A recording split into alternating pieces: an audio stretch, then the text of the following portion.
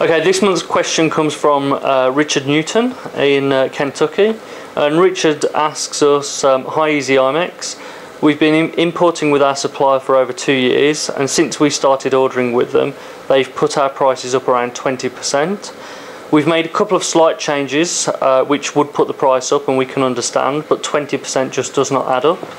The other issue is that our product is our product. The manufacturer has made this according to our designs and with a lot of input from us initially, so we cannot just go to another manufacturer due to them having all the knowledge and tooling, etc.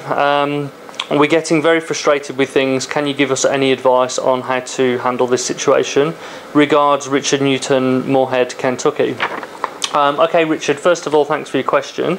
Unfortunately, I'm afraid this is another case of the prevention would have been better than the cure. First off, there are legitimate reasons why costs go up in China, labour costs and raw material costs.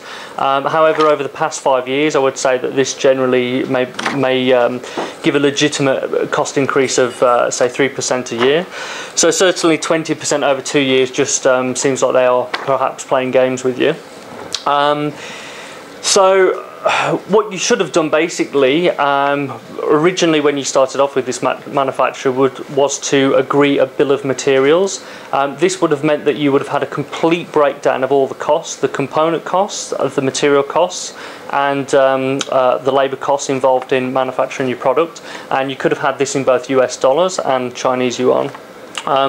This way, when the factory turns around to you and says, okay, we've got to put your price up 3% this month because of the cost of steel in China, you could have then gone back to your bill of materials, looked at the cost of steel in China, and then gone back to them and mathematically told them how much more you were prepared to pay for the increase in steel costs.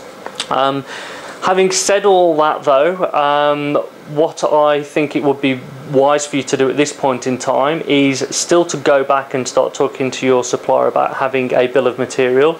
It might not help you get your cost back down, but at least it will help you to control your costs from this point going forth. So I hope that helps, Richard. Thank you.